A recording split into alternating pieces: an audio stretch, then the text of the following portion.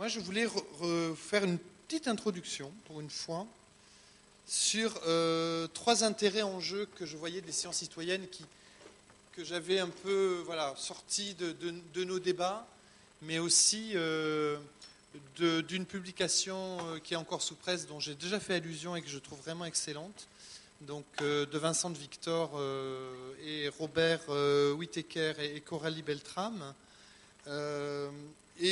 J'en ai sorti un peu trois idées, trois enjeux, on va dire, des sciences citoyennes. Je pense que la première, c'est que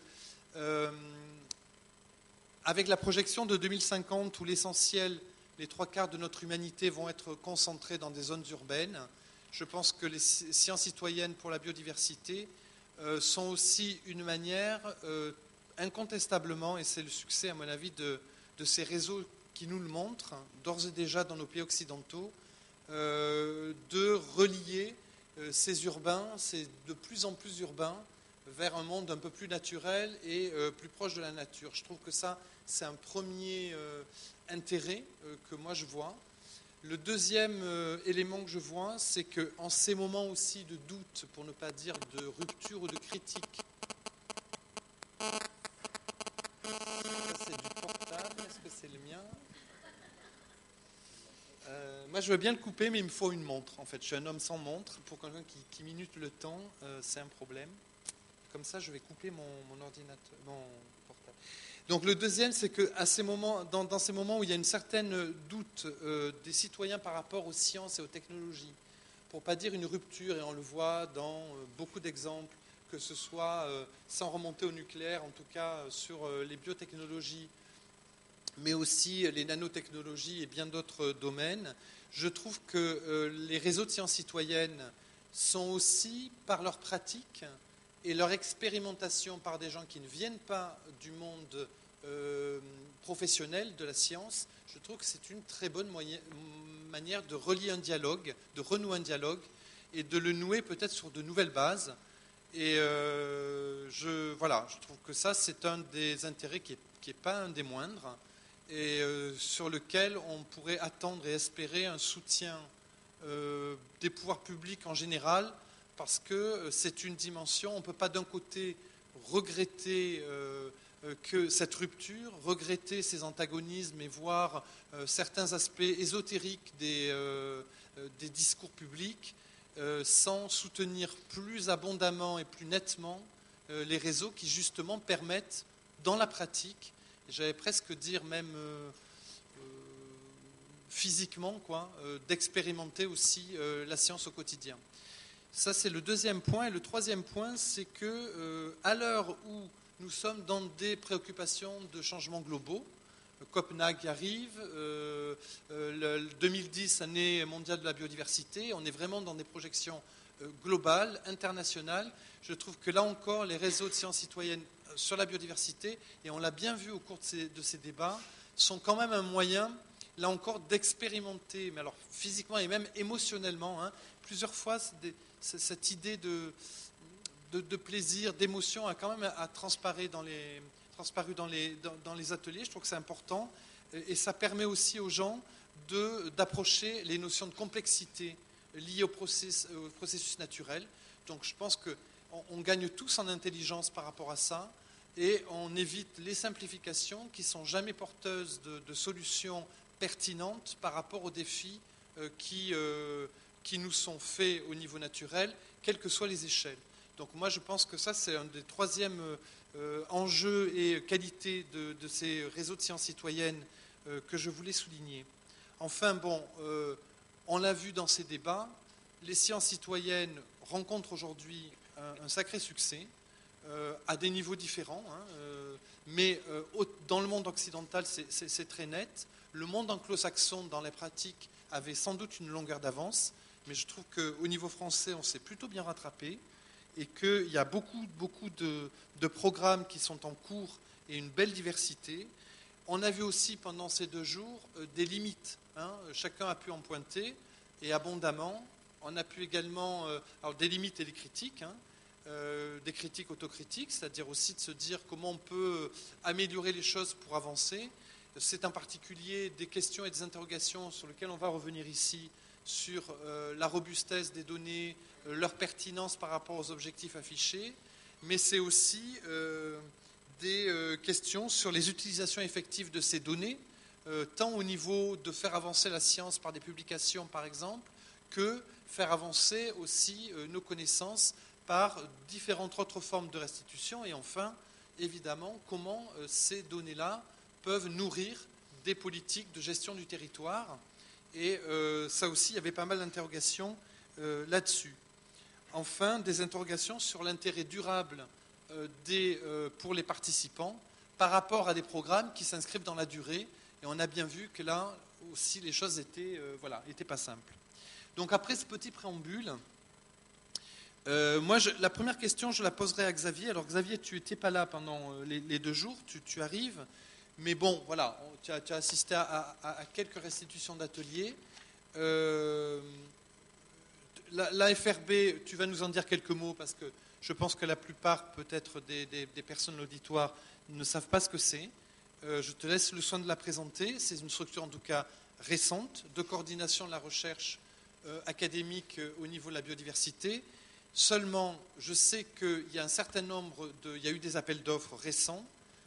Et je crois que vous en êtes à peu près à 400 projets qui ont été déposés sur ton bureau, en tout cas sur celui de la FRB. Est-ce que tu as pu voir parmi les 400, c'est peut-être encore tôt pour toi, mais est-ce que tu as pu voir si cette dimension qui associe des réseaux citoyens fait partie des demandes à subvention ou à soutien de la part de la FRB qui émanent de ces différents programmes qui te sont soumis ou pas du tout? Ça, c'est un peu ma première question. Oui, donc bonjour à tous. Excusez-moi de ne pas avoir été là. C'est pas du tout par manque d'intérêt, c'est qu'on organisait hier après-midi une grosse manifestation sur Paris. Donc voilà. Oui, quelques mots sur la FRB.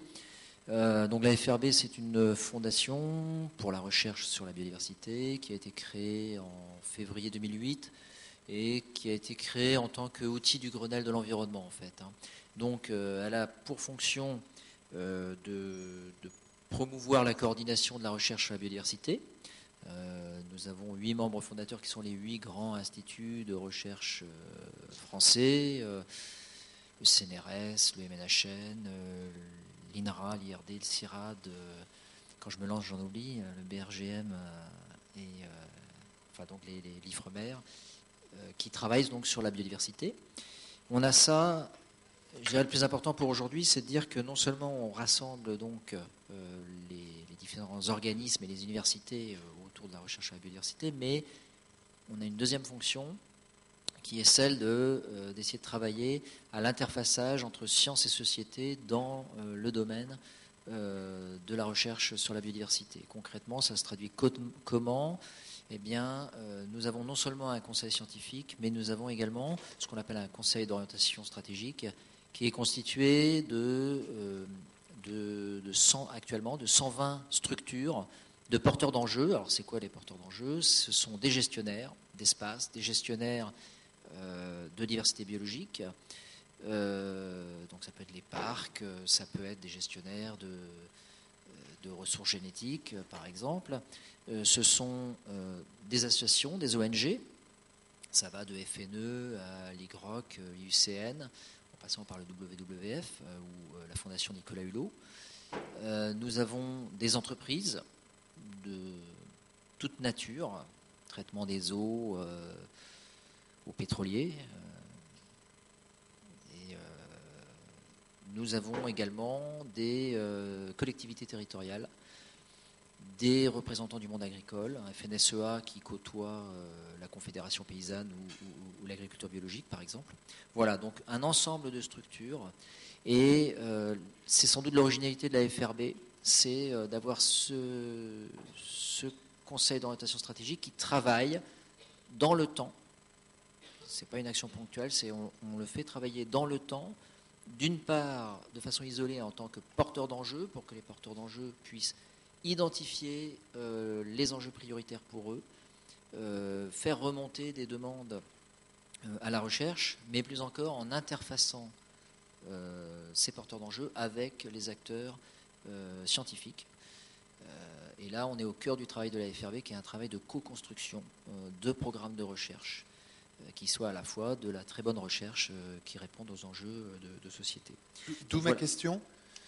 D'où ma question par rapport à ce que tu as pu identifier des choses. Voilà, une fois qu'on a dit ça, sur les outils qu'on met en œuvre, il y a notamment les appels à projets pour soutenir des projets, donc de différentes natures. Il y a eu un appel, ce que disait Vincent, un appel FRB récemment, qui était un appel très très ouvert, pas de thématique particulière, un mot et un seul d'ordre innovation, et où il était marqué noir sur blanc que tous les acteurs pouvaient répondre à partir du moment où c'était un projet de recherche sur la biodiversité. Et en fait, on n'a pas eu énormément de projets du type de ceux que tu aurais pu attendre là. Je pense que ça traduit... Il n'y avait aucune contrainte, honnêtement, pour ce type de réponse. Je pense que ça traduit peut-être que c'est pas encore mûr, quoi. Disons, il n'y a pas encore énormément de projets qui sont capables de le faire. Il y en a quelques-uns, mais il n'y en a pas énormément. Est-ce que tu ne penses pas que ça traduit aussi un manque de dialogue et de culture, peut-être dans ce sens-là? Je pense en particulier, je crois qu'il y a une échéance aussi qui arrive chez vous, c'est le renouvellement du Conseil d'orientation stratégique auquel tu faisais allusion. Est-ce qu'après tout, dans ce conseil-là, ça ne serait pas le moment d'intégrer aussi des gens de ces réseaux-là? Donc ça, j'avais prévu de dire un mot là-dessus. Première chose, là encore, on a fait un appel, mais ce serait intéressant de voir comment il a été diffusé initialement pour un appel à candidature à ce comité d'orientation stratégique de la FRB lors de sa création, début 2008. Et je dirais, première chose, c'est dommage qu'on n'ait pas eu peut-être de propositions qui aillent dans ce sens, parce que moi, ça fait 1 an que je répète que je trouve que ce sont les citoyens qui ne sont pas assez représentés. Alors, c'est les citoyens, comme vous l'entendez ici. Je pense également aux consommateurs, par exemple. On pourrait avoir une association de consommateurs qui est avec une composante biodiversité, etc. Donc voilà, je pense que c'est tout à fait ouvert. Je rappelle que le COS de la FRB est une structure ouverte, c'est-à-dire qu'avant même de parler de renouvellement, on peut accueillir de nouvelles structures au sein du COS de la FRB. Il suffit de faire une proposition, expliquer pourquoi on veut rejoindre le COS de la FRB. Je rappelle que c'est gratuit. Ça permet juste de participer au travail qui est fait à ce niveau-là. Et enfin, dans le genre interfaçage entre les acteurs et la recherche, juste pour dire qu'on a lancé 4 appels à projets cette année. Un que je viens d'évoquer, avec un taux de succès, effectivement, 422 projets en retour. Un autre avec l'ANR, donc qui va être plus sur un champ académique. Un troisième avec une entreprise LU France, qui est un appel sur agriculture et biodiversité, où là, ce qu'on demande, c'est un interfaçage entre les acteurs agricoles et le monde scientifique, mais également pleinement ouvert aux autres acteurs, notamment associations, etc., avec une réponse pour décembre. Et enfin, un dernier appel d'offres qui va sortir avec un conseil régional, Nord-Pas-de-Calais. Et voilà, je vais peut-être pas en dire plus, je crois qu'il y a quelqu'un ici de Nord-Pas-de-Calais. Merci pour ces infos.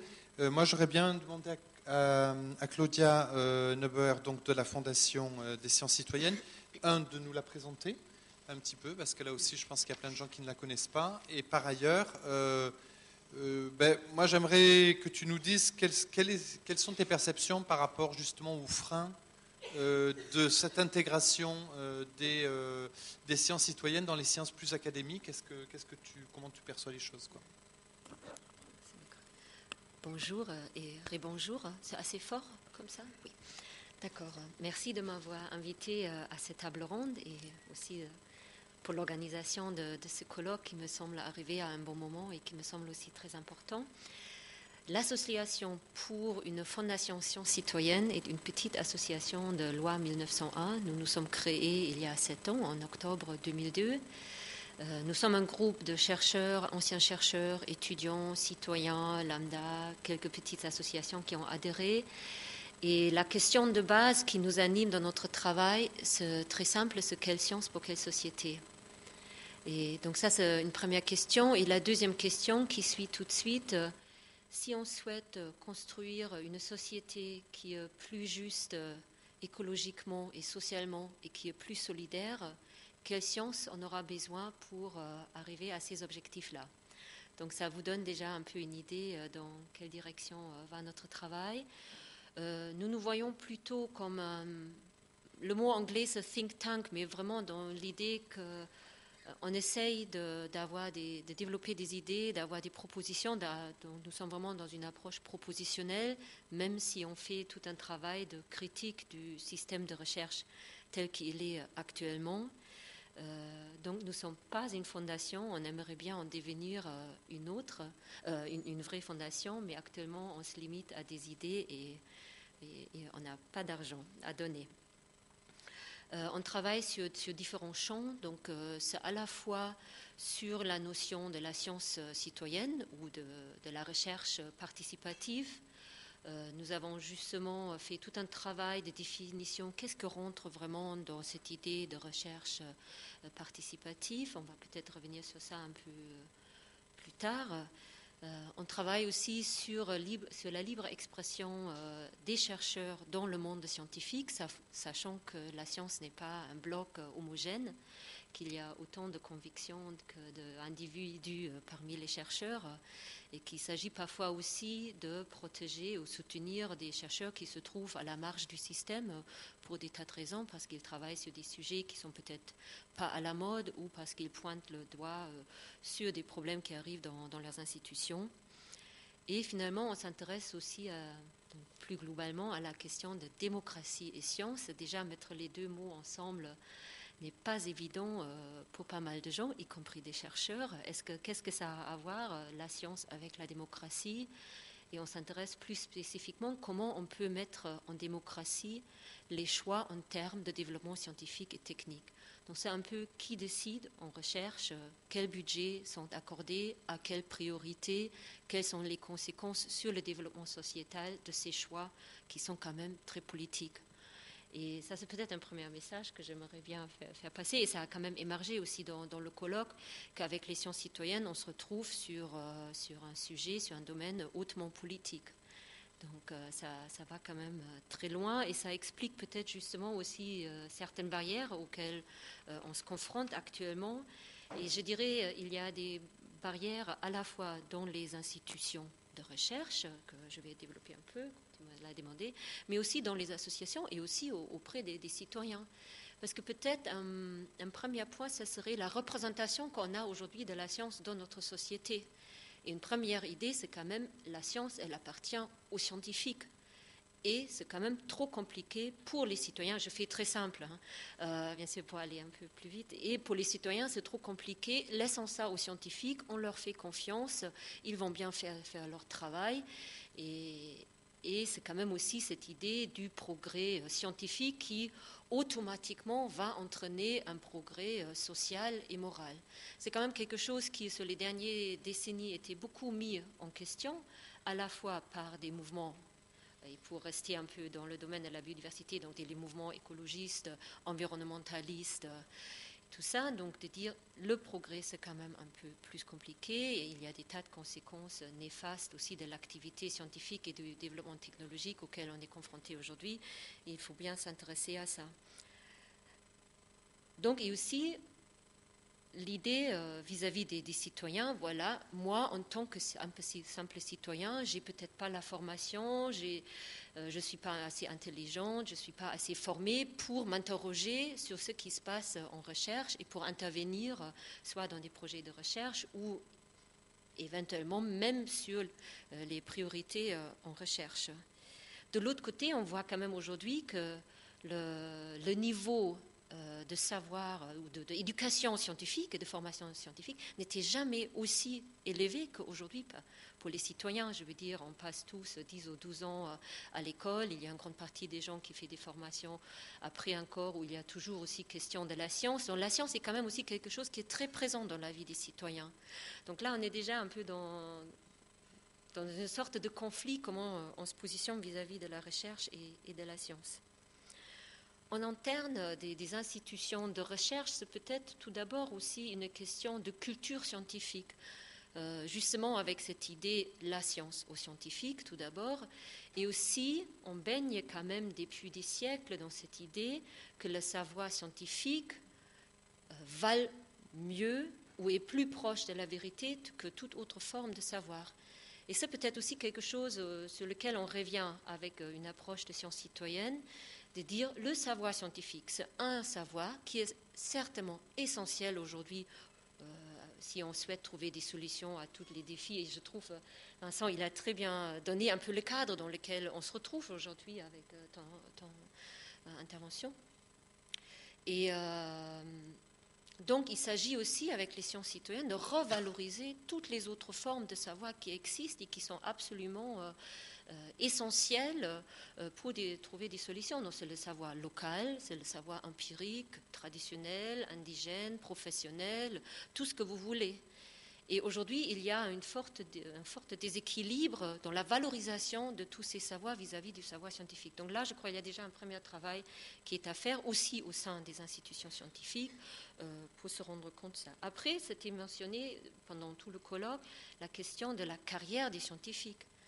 Aujourd'hui, c'est les publications, on a mentionné les facteurs impact, donc l'évaluation de la capacité de publier dans des bons journaux et comment donc aujourd'hui, est-ce qu'un chercheur est capable de faire venir des financements extérieurs justement qui viennent aussi du monde des entreprises, du monde de l'industrie. Ils sont de plus en plus incités de se orienter vers des soutiens de l'industrie privée. Donc, la façon dans laquelle se déroulent aujourd'hui les carrières scientifiques n'aide pas forcément à se lancer dans cette aventure qui reste aujourd'hui quand même encore des projets en sciences citoyennes. Et les chercheurs qui font aujourd'hui des projets en sciences citoyennes, bien sûr, ça dépend aussi des domaines. Dans certains, c'est plus facile, dans d'autres, c'est plus difficile. Souvent, ils se heurtent quand même à des vraies barrières. Il n'y a pas de soutien au sein de leur groupe de travail, département, etc., etc. Donc souvent, ils se trouvent dans une situation un peu marginalisée. Il faut se battre pour avoir son financement. Avec ça va toute la reconnaissance par les pairs. Quelle reconnaissance pour les chercheurs s'ils se lancent dans des projets de sciences citoyennes? Qu'est-ce que vont dire leurs collègues? Est-ce que c'est encore la recherche?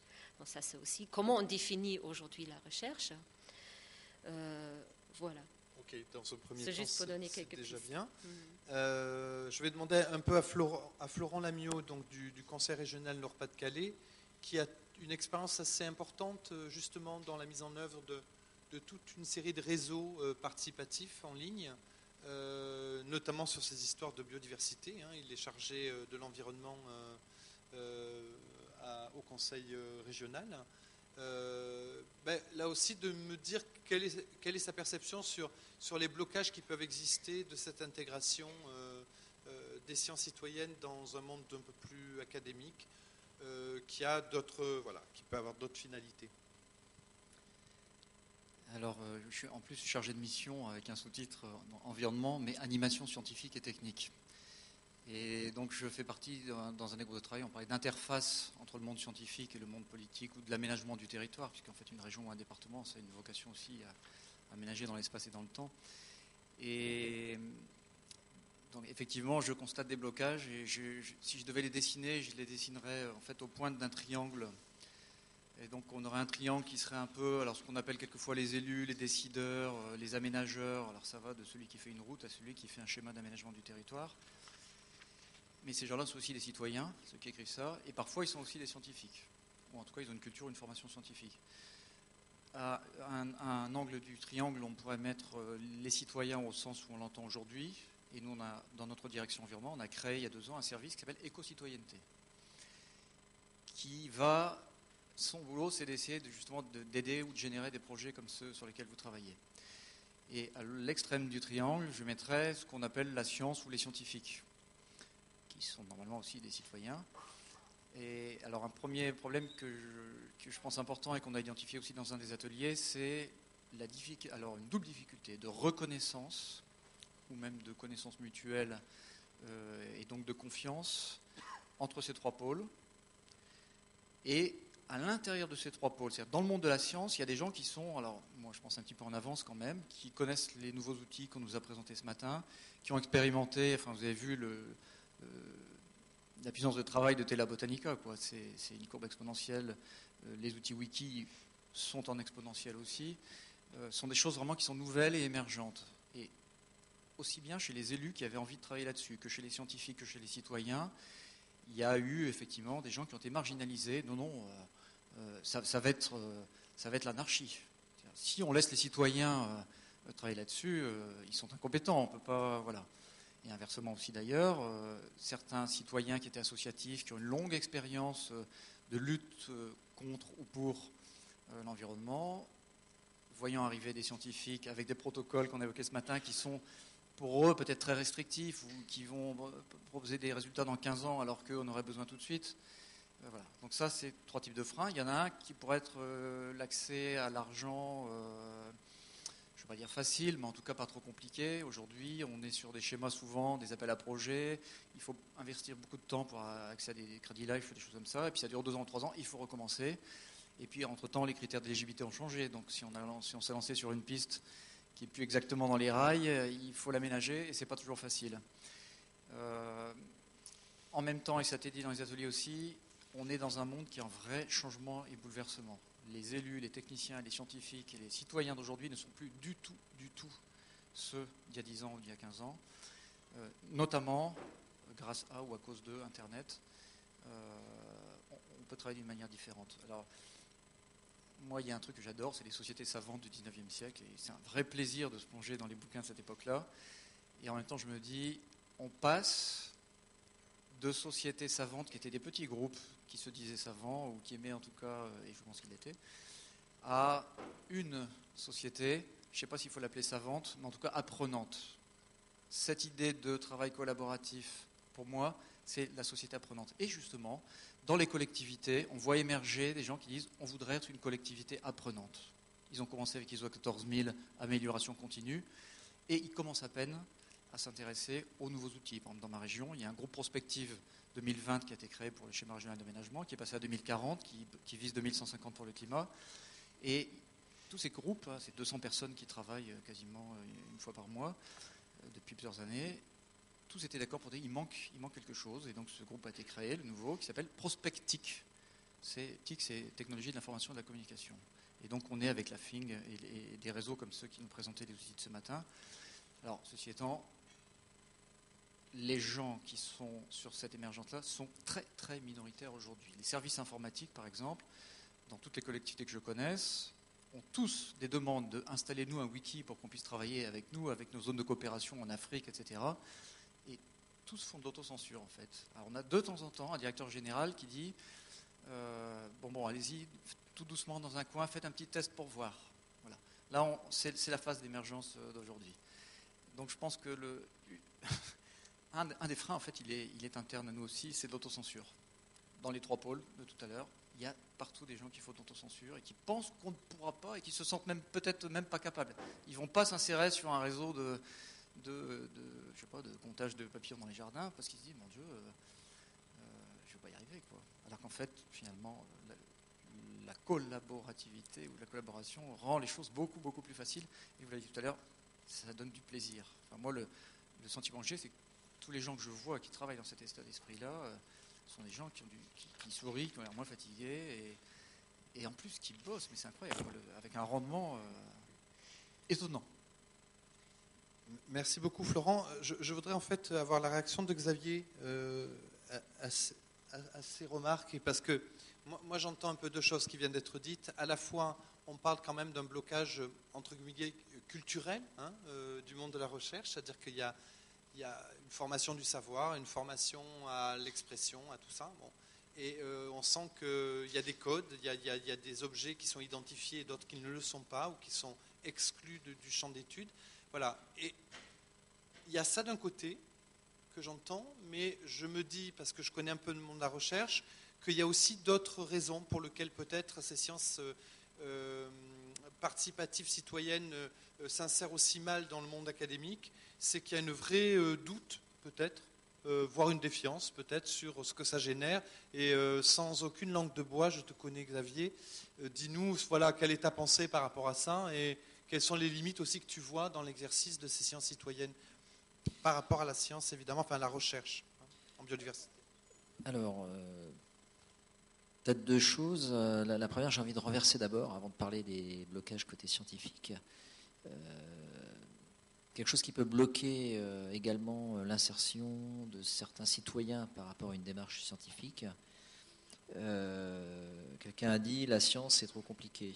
Et je pense qu'en amont des blocages démocratie science ou sciences citoyens, il y a la formation en fait. La formation dès le plus jeune âge.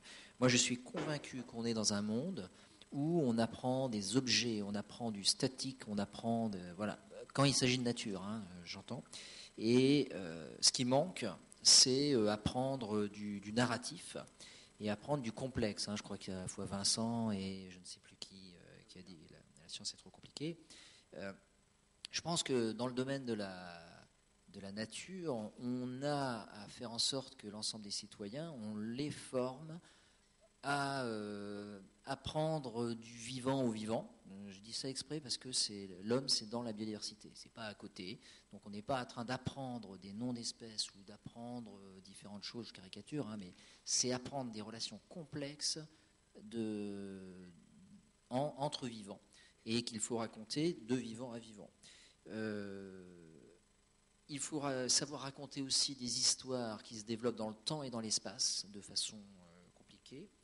Et donc, par rapport à tout ça, je dirais qu'il faut à un moment donné pouvoir raconter et surtout apprendre ou réapprendre le plaisir de la complexité. Ça, je pense que s'il y a un terme, moi, que je mets en avant, c'est bien le terme de complexité.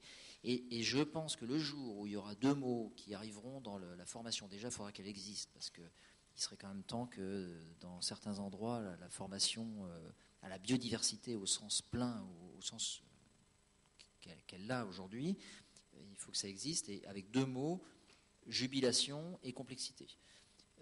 Le jour où on aura ça, eh bien peut-être que on aura fait un grand pas pour améliorer le terreau, pour développer des relations quand sensibles. tu dis ça, Xavier, est-ce que tu as le sentiment que ça n'existe pas justement dans les réseaux de sciences citoyennes? Non, mais ce que je veux dire, c'est que c'est pas là que je devrais dire ça. Là, j'imagine que c'est joyeusement biaisé le panel, mais dans un monde, je suis désolé, hein, tant pis, tu m'as dit de me lâcher, mais dans un monde où on nous explique qu'il faut des cerveaux tout prêts à recueillir les spots Coca-Cola, c'est certain que c'est pas de ça qu'on a besoin. Donc en fait, ce que je veux dire, c'est qu'il y a un vrai effort pour comprendre, disons, notamment dans le champ de biodiversité, hein, qui est vraiment très particulier. Le risque, il est d'avoir des citoyens qui ne comprendraient pas que le rapport de l'homme à la nature, qui ne comprendraient pas qu'on n'est pas sur seulement des visions, je vais faire de la provocation, mais de conservationnisme et de statique, mais qu'on est sur des relations évolutives, dynamiques, des relations de valeur entre la biodiversité et l'homme, des relations extrêmement compliquées. Et je ne suis pas en train de jeter la conservation du tout, mais je dis que pour embrasser ce champ-là, il faut une formation ad hoc qui n'existe pas quasiment aujourd'hui. Cette question de la formation, elle a été souvent évoquée dans ces 2 jours. Bon, il y a eu peu de discussions en tant que telles. D'ailleurs, je sais pas. Enfin, il y a eu un atelier quand même qui s'y est plus consacré. Hein. Et tout le monde a bien souligné que c'était absolument une nécessité. Alors après, il y a la question de comment elle s'exerce et par qui, ce qui n'est pas une petite question. Il y a une chose que je voudrais dire à ce stade-là, c'est qu'il y a une femme de notre atelier qui était représentante d'une collectivité territoriale qui a dit dans cet atelier, je trouvais ça très très pertinent, elle dit mais attention, moi excusez-moi, depuis le début de ce colloque, j'ai l'impression que la science citoyenne c'est quelque chose qui est terriblement adossé au programme de recherche, et pour moi les sciences citoyennes, et si je suis venu là, c'est parce que je ne l'avais pas conçu et compris comme ça, mais pour moi il y avait toute une dimension d'éducation d'éducation à l'environnement, en l'occurrence sur les sciences citoyennes pour la biodiversité, et de découverte. Et je trouve que cette remarque, elle est vraiment pertinente et elle est importante que soit restituée. Comment, en fait, il y a un peu de tout ça dans ces programmes-là, on l'a vu, hein, il y a une grande diversité en fait, de programmes. Il y a autant des programmes très adossés à des questions scientifiques, à des programmes scientifiques, et puis il y a quand même des programmes de sciences citoyennes sur la biodiversité qui sont plus du domaine de l'éducation à l'environnement, hein, et qui sont moins... voilà. Et c'est ces deux-là qu'il faut peut-être et soutenir et peut-être articuler aussi.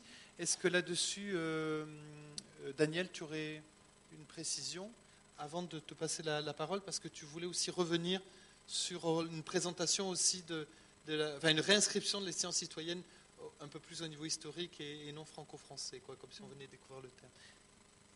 Bon. Oui, effectivement, quand on parle de sciences citoyennes, on met toujours le citoyen lambda, entre guillemets, et puis le scientifique, c'est un peu au perché. Cette notion de formation et d'éducation, on ne parle pas de formation, hein, on va parler d'éducation, ce qui est un sens, à mon avis, beaucoup plus fort, qui va beaucoup plus dans le sens de ce que disait Xavier tout à l'heure.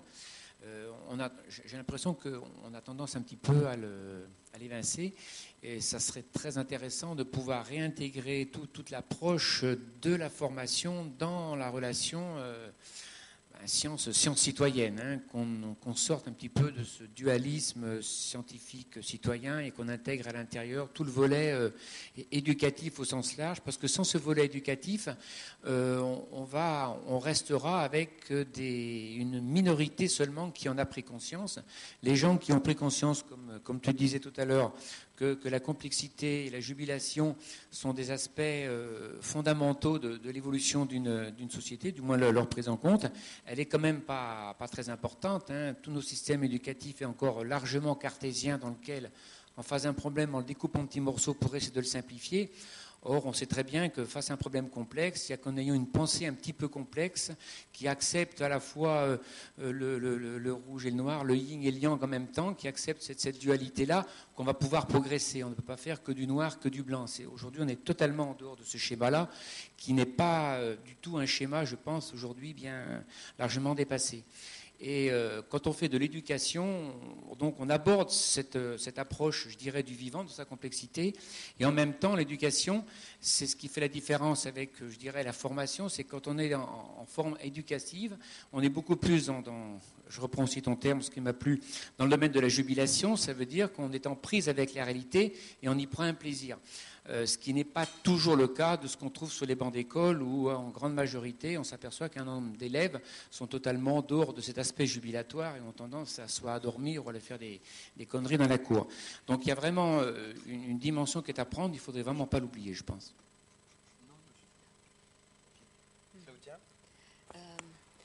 Oui, peut-être aussi pour sortir un peu ou mettre notre contexte franco-français dans un contexte un peu plus large, parce que les sciences citoyennes, c'est quand même quelque chose qui existe déjà depuis un petit moment. Je voulais juste un peu rappeler ça, et qu'il y a diverses formes des sciences citoyennes. Donc, d'abord, il y avait plutôt le terme recherche participative qui était développé par un chercheur canadien en 1975 en travaillant avec des populations, avec des villageois dans des pays africains. Donc, ils se sont rendus en Kenya, en Tanzanie. Ils ont fait des petits projets de développement de villages dans ces pays africains. Et c'est dans ce contexte de travail avec les villageois qu'il a dit ce que nous, on est en train de faire, c'est une recherche participative. Donc là, c'est la première fois que ce mot a émergé, sachant que, bien sûr, on peut s'interroger sur les formes de recherche participative qui ont déjà existé auparavant. Après, il y avait d'autres termes qui se sont rajoutés, recherche d'action, les sciences citoyennes et tout ça. Et toute une partie de ces démarches était quand même très clairement basée sur un souci d'éducation populaire. Donc l'éducation populaire et sciences citoyennes, c'est quand même quelque chose qui est intimement lié dès qu'on a vu émerger un peu de façon plus globale et plus importante partout dans le monde ces réseaux. Donc je voulais juste rappeler qu'il y a quand même des gros réseaux de recherche participative partout dans le monde. En Inde, il y a une organisation qui s'appelle la recherche participative en Asie, qui existe depuis 25 ans et qui fait un travail formidable justement avec des populations très défavorisées en Inde. On a donc déjà mentionné tout le travail en Afrique. Il y a des grands réseaux en Amérique latine où aussi culturellement les projets de recherche participative percent un peu plus facilement. Il y a des réseaux de ce qui s'appelle aux États-Unis community-based research, la recherche basée sur la communauté. Donc il y a toute cette idée de faire entrer des communautés ou des populations défavorisées, que ce soit des femmes, des immigrants, des enfants et tout ça, dans un processus de recherche. Le Canada, il y avait 22 universités au Canada qui, au début des années 2000, ont décidé de développer dans leurs universités des petites structures qui s'appellent les boutiques de sciences, qui donc garantit un accès gratuit à la recherche en étant une sorte d'interface entre des groupes d'habitants, des petites ONG, des petites associations qui viennent avec leurs questions et la boutique des sciences qui va chercher des chercheurs dans l'université qui peuvent après travailler avec eux pour trouver des questions. Donc je veux dire, on se retrouve quand même dans une multitude de différentes formes et initiatives au niveau mondial, et c'est bien à savoir qu'on n'est pas seul, je veux dire. Donc, et du coup, je verrai un peu aussi 3 degrés de forme de sciences citoyennes. Donc, à la fois, c'est qu'on a beaucoup discuté pendant ce colloque. Donc, on a les chercheurs qui préparent des protocoles, qui après seront vers les citoyens, qui les invitent. Voilà. Deuxième, c'est qu'on a aussi pas mal discuté la coproduction et la coélaboration de ces protocoles entre les citoyens ou souvent des associations et les chercheurs. Et une troisième forme que j'ai appris récemment, je n'avais pas encore pensé à cette possibilité, j'avoue, on fait la recherche participative sans les chercheurs. Parce que c'était justement des réseaux de paysans dans le Nord, dans des pays d'Afrique du Nord, qui, après plusieurs années de travail avec des chercheurs, se sont dit c'est tellement compliqué de travailler avec des chercheurs. Si nous, on se met en réseau entre réseaux de paysans en échange, on évolue quand même pas mal. Donc, je n'ai pas encore plus de réflexion que ça sur ça, mais je trouvais, ça m'a interrogée de faire la recherche sans les chercheurs. Et juste peut-être parce que sciences citoyennes et biodiversité, c'est quand même le thème de notre colloque, je ne sais pas à quel point vous connaissez The Open Air Laboratories. C'est une initiative anglaise qui s'est créée en 2007, qui s'appelle OPAL, et qui est exactement sur ce qu'on a discuté ici. On va dans la nature, on essaye d'avoir un maximum de gens qui vont voir les papillons, les oiseaux et tout ça. Mais ce qui est très intéressant, parce qu'on a vu quand même aussi que tout le monde était là en rame au niveau des financements, c'est très dur, parfois aussi de convaincre nos institutions et tout ça. Et là, il y a 15 partenaires qui se sont mis ensemble au niveau de la Grande-Bretagne. Il y a le Muséum d'histoire naturelle, il y a plusieurs universités, des parcs royaux et tout ça. Et ils ont eu un budget, c'est ça qui m'a frappé. Ça fait 11 millions de pounds. Maintenant, je ne sais pas, ça fait autour combien ? De 15, 16 ça doit faire 15 ou 16 millions d'euros pour exactement ce qu'on a présenté ici, les sciences citoyennes en biodiversité. Je veux dire, ça change un peu la donne de ce qu'on peut faire sur le terrain. S'il y a donc une volonté politique derrière, et je veux dire, ce n'est pas à vous que je dois raconter ça, la biodiversité, c'est un sujet hautement politique et hautement important pour notre survie et pour la planète. Donc là, il y avait apparemment une décision de mettre vraiment tout un paquet d'argent. Ça serait bien d'avoir ça en France, je ne sais pas.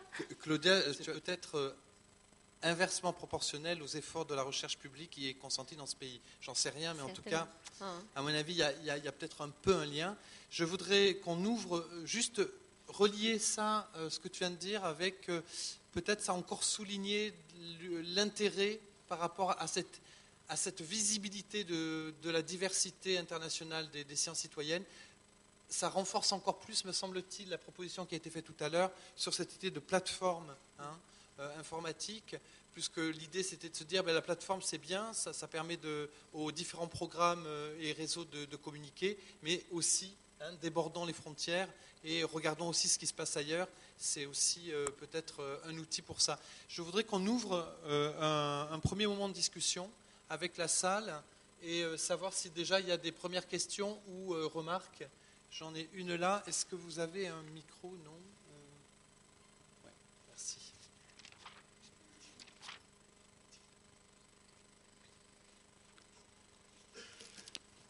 Il y en a une là et une personne là. On se présente chaque fois, merci. Oui, donc bonjour, Malvina Artaud, voilà, Muséum de Toulouse. Moi, c'est ouais, je voudrais, enfin, je sais pas, je suis pas plutôt une question, enfin une réflexion. Voilà, on parle beaucoup des sciences citoyennes, on se dit tous que c'est vachement bien, c'est bien pour tout le monde, on est des pauvres malheureux, on n'a pas d'argent, il faudrait que les citoyens participent plus, de plus en plus, encore plus. Tous les projets qu'on a vus là, c'est les papillons, c'est les oiseaux, c'est les petites plantes, les petites fleurs, c'est très joli, et ça marche très bien auprès des citoyens. Je me demande une science qui serait vraiment que citoyenne. Alors on n'étudie plus les mouches, on n'étudie plus les mythes, on n'étudie plus les trucs moches, parce que quand même, c'est aussi des sujets de recherche. Je pense que c'est des sujets de recherche qui aujourd'hui en sciences citoyennes, pour que ça démarre et pour que les gens adhèrent, c'est un autre boulot. Et je voulais un petit peu replacer la science par les chercheurs aussi dans ce débat et cette discussion. C'est-à-dire que là, la science citoyenne, ça va puisqu'elle est minoritaire. Donc il n'y a pas trop de soucis, on peut la promouvoir, on peut se mettre tous ensemble et la faire avancer. Est-ce que par contre c'est un modèle unique à atteindre ? Je pense qu'il ne faut peut-être pas perdre ça à l'esprit. Voilà, c'était juste une remarque. Ta remarque, je trouvais saine, elle est un peu excessive, parce que franchement, la science des crapauds, c'est pas terrible, pas très sexy, et pourtant l'Atlas des amphibiens et reptiles de Bretagne, c'est un des projets. Captograine, petite graine qui va pousser, qui ressemble à rien, ça existe aussi. Bon, voilà. Mais je pense que c'est bien aussi de rappeler ça. Il y a 2 personnes qui veulent intervenir. Il y a Xavier et il y a Florent. Oui, en fait, je voulais intervenir même d'emblée, avant cette intervention, par rapport à la précédente. Bon, on a dit revaloriser toutes les formes de savoir. Ça, je pense que c'est fondamental. C'est à la base, sans doute, de sciences et citoyens. Par contre, je pense qu'il faut garder ce que sont les métiers. Je voulais réagir parce que j'avais entendu, à la limite, c'est excellent, on finit par faire de la recherche sans les chercheurs. Je pense que s'il y a une chose qu'il ne faut pas faire, c'est ça. Je ne suis pas en train de défendre, je ne défends pas une paroisse, c'est pas ça du tout. Je pense qu'un métier, ça a un sens, ça implique plein de choses en termes de formation, etc. Je pense que c'est la mort, bien sûr, de Sciences et Citoyens le jour où on entend ce genre de discours. Donc voilà, ça c'était une première chose. Deuxièmement, et les chercheurs aussi le disent, il n'y a pas assez de financement. En fait, pas assez de financement, à mon avis, il ne faut pas se tromper d'objectif. Il n'est pas que un type d'acteur commence à dire on va se déporter vers un financement en plus insuffisant d'un autre type d'acteur. Je pense que, donc pour parler crûment, que par exemple on se dise comment est-ce que les outils existants par exemple pourraient mieux financer. Je pense que le constat il est qu'il n'y a pas assez de financement dans l'absolu pour la recherche en biodiversité, qu'elle soit sciences citoyens ou scientifique pure. Et deuxièmement, qu'il faut travailler non pas à la marge de gratouiller 5% dans un coin pour, par exemple, des réseaux, etc., mais bel et bien, d'avaliser l'importance, puisque les financements ne suivront que s'il y a avalisation de l'importance de ces réseaux sciences citoyens, et à partir de là, peut-être, éventuellement, cogiter des outils spécifiques qui peuvent exister, peut-être, en région ou ailleurs, mais des outils spécifiques pour aider ça. Donc, voilà, le message, c'est que ce soit sur l'aspect financement et même en amont sur l'aspect positionnement, je crois qu'il ne faut surtout pas se tromper, sinon c'est pas ça qui fera avancer le schmilblick. Quand j'évoquais tout à l'heure la question du financement, c'était bien dans cet esprit-là aussi, et c'est de manière générale, et c'est aussi face à l'urgence et aux enjeux. Quand on voit combien c'est facile, enfin, le prix d'un rond-point, c'est le prix d'une très grosse étude scientifique. Des ronds-points, on en fait partout, c'est très facile à faire. Lancer une étude, si en plus il y a une dimension science citoyenne, c'est plutôt plus difficile. Voilà, je voulais dire ça. Et alors, quand je disais que les gens ont soulevés aussi, il y a des gens qui ont réglé le problème, quoi. C'est-à-dire que des gens ont eu envie de leur propre encyclopédie parce que les autres étaient chers ou qu'ils ne trouvaient pas le truc, et puis qu'en plus ça leur faisait plaisir d'en écrire une, ils ont créé Wikipédia. Donc quand il n'y a plus de sous à la Wikimedia Foundation, il y a un petit bandeau qui apparaît en disant nous avons besoin d'argent, il nous faut 6 millions de dollars, et vous voyez le compteur, 6, 7, puis nanana, et puis 15 jours ou un mois après, la rubrique s'efface, et voilà. Donc pour moi, l'argent, c'est pas que le vrai problème. Je voudrais revenir aussi un peu, tout à l'heure j'ai évoqué les freins, j'avais mis 3 pointes au triangle, peut-être il en faut une 4e, ça deviendra carré. C'est effectivement le côté éducation, et je suis très surpris de la difficulté qu'il y a à faire travailler des enseignants, alors pas tous, il y a évidemment des pilotes qui sont très en avant, avec par exemple des wikis. et même des étudiants.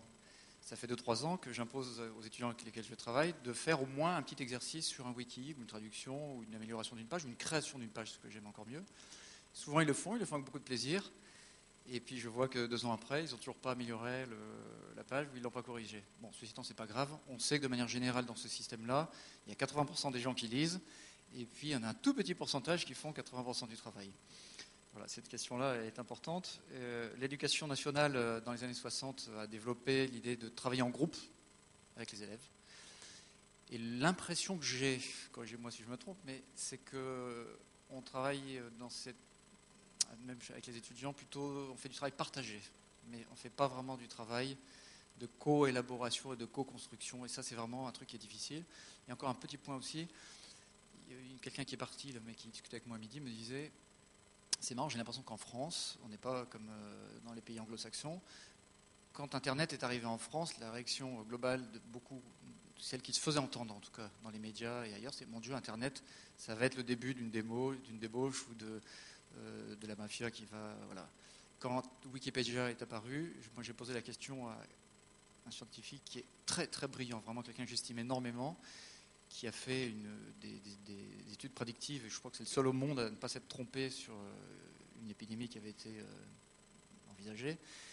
Et quand Wikipédia, lui qui était très en avance, c'est la première personne que je connaisse qui a utilisé Internet, je lui ai dit, écoute, dis-moi ce que tu penses de Wikipédia qui est en train d'apparaître, là, ça m'intéresse.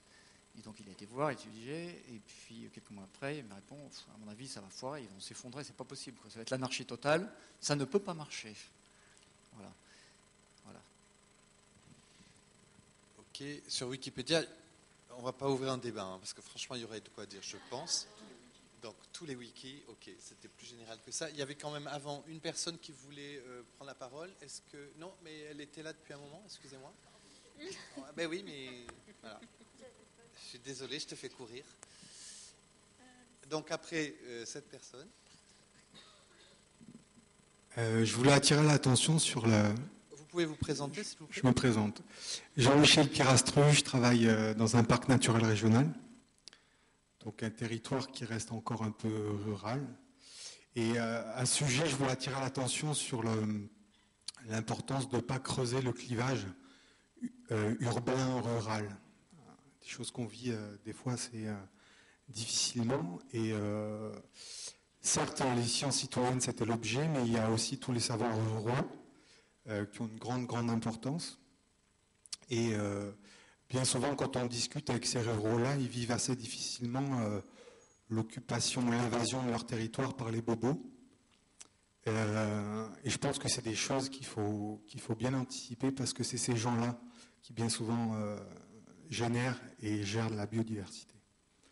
Voilà, c'était le premier point. Juste un exemple, un témoignage là-dessus. Moi, sur mon site, comme beaucoup d'endroits, il y a des problématiques de zones humides. Et donc, c'est par les... Pardon, excusez-moi.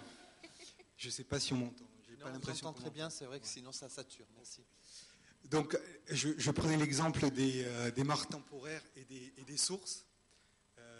Et bien souvent, c'est les anciens, les ruraux, les vieux bergers qui ont ce savoir-là. Et voilà, donc ça me semble être très important. La deuxième petite intervention que je voulais faire, c'était sur la thématique de la complexité. Moi, de mon point de vue, la complexité en matière scientifique, elle m'apparaît plus comme un épouvantail actuellement qu'autre chose, quoi. C'est-à-dire que je pense c'est pas en recherche de complexité qu'on est, en tout cas moi gestionnaire, c'est en recherche justement de vulgarisation, de simplification.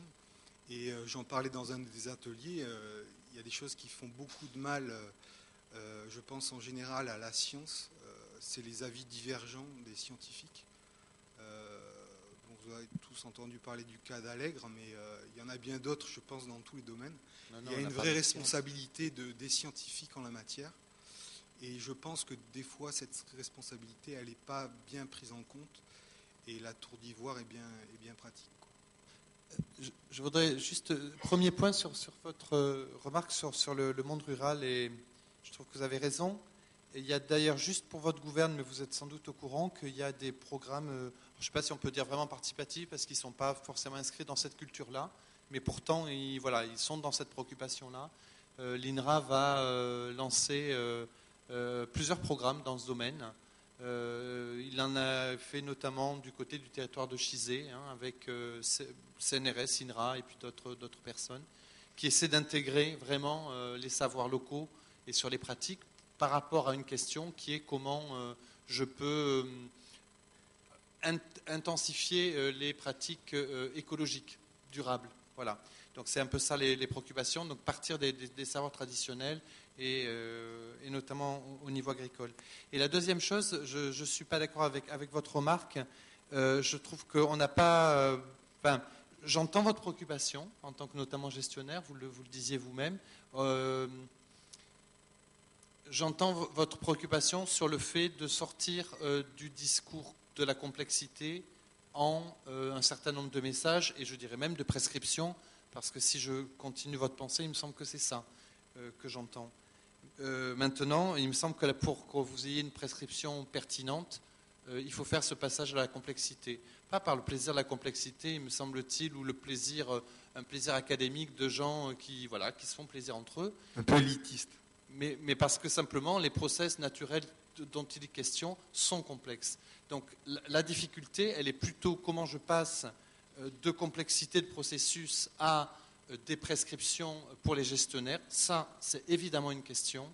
Si c'était aussi facile, évidemment, je pense que les réponses, elles seraient là, bien que il y a plein de réponses à des process complexes qui existent déjà, qui sont déjà identifiés, et c'est plutôt la volonté politique de les mettre en œuvre qui manque. Voyez, est-ce que s'il n'y avait pas plus de coordination au niveau de l'académie scientifique, on ne solutionnerait pas un peu de ces problèmes? C'est-à-dire que j'ai l'impression que les chercheurs, je l'ai dit dans l'atelier, ils se font plaisir, quoi. À un moment donné, écoutez, ils sont livrés à eux-mêmes, ils se font plaisir, ils disent un peu ce qu'ils veulent, quoi.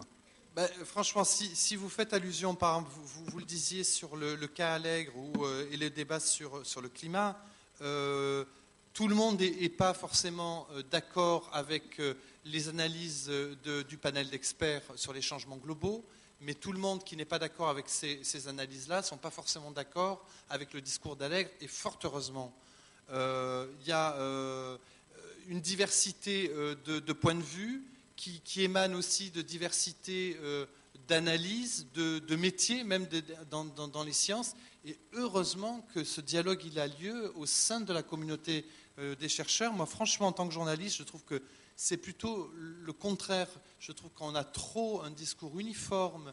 Et le problème, c'est que sur cet exemple-là, les discours contraires, ils sont tellement dans la démagogie et dans une...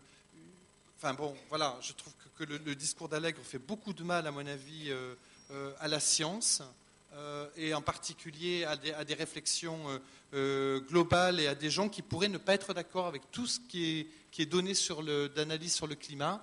Mais c'est plus le problème d'Allègre, à mon avis, que le problème du débat au sein de la communauté. Mais enfin, je ne veux pas accaparer la parole. Il y a une personne... Non, il y a une personne là-bas, oulala, depuis tout à l'heure. Je suis désolé, il y a un micro et je te fais courir. Ouais, il y a 2 micros, mais moi je veux bien le céder. Je vais essayer d'être rapide. Alors, je suis Alice Leroy. Un Leroy. autre porteur de micro, excuse-moi. Ça va simplifier, tu as parfaitement raison. Est-ce que tu veux bien, Violette? Tu fais l'autre travail et comme ça, on va avancer.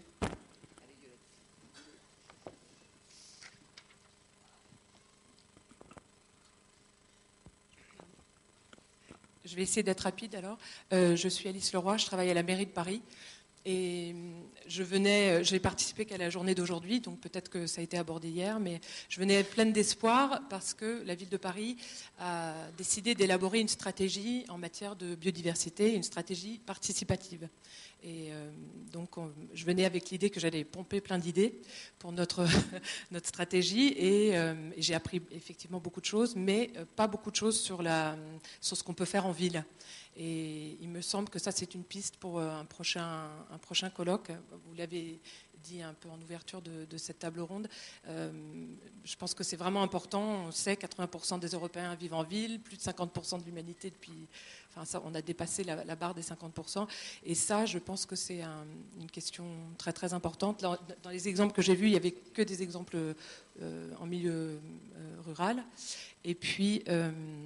une autre chose qui nous semblerait intéressante, c'est la pression qu'exercent les citadins sur des écosystèmes, sur les campagnes, sur les pays non industrialisés, les pays du Sud notamment. Et aborder cette question, nous on y voit un risque quand même, c'est qu'on fasse une écologie sous cloche pour qu'on préserve la biodiversité dans des espaces où se trouvent ces connaissances, où on peut organiser ce type de forum. Et donc, voilà, ça nous semble être une question importante à aborder. Nous, on va essayer de l'aborder avec nos moyens. Peut-être une exemplarité dans la politique d'achat, par exemple. C'est déjà le cas pour les bois tropicaux. Donc voilà, ça c'est des pistes qui m'intéressent beaucoup. S'il y a des gens dans la salle qui savent des choses. Et juste aussi une info, c'est qu'on a publié un marché dans des délais très serrés pour l'assistance à maîtrise d'ouvrage pour nous aider à élaborer cette stratégie en matière de biodiversité. Et à ma connaissance, on a eu 0 réponse parce que peut-être c'est trop rapide, mais aussi parce que j'ai l'impression que ça n'existe pas, cette compétence d'accompagner une collectivité dans une stratégie par définition ultra-urbaine. Il s'agit de la ville de Paris. On espère qu'on n'aura pas à relancer ce marché, qu'on aura des réponses. En fait, la question a été abordée hier dans un atelier, effectivement, et aussi bien sur les aspects ne pas oublier le monde rural. On pourrait dire la même chose d'ailleurs c'est pas de la science, mais en tout cas de la connaissance de la nature, des populations, je sais pas, aborigènes par exemple, des peuples des forêts, etc. Il y a notamment l'idée qui a été émise que effectivement les villes ont un impact écologique, une empreinte écologique qui est très étendue, et ça pourrait être normal, et certaines l'envisagent ou l'ont envisagé, d'imaginer des systèmes de remboursement de leurs dettes écologiques pour aller restaurer, gérer, protéger la biodiversité ailleurs, tout en travaillant elles-mêmes avec de la science citoyenne in situ. Voilà, les deux sont complémentaires. La coopération décentralisée, ça peut être aussi entre la ville qui consomme l'eau en aval pour aider à ce que l'eau reste propre en amont, par exemple, puisque c'est elle qui la consomme. Et qu'on demande aux agriculteurs en amont de faire des efforts. Il y a une personne là-bas de la... Ah, excusez-moi, non. D'accord, alors vas-y,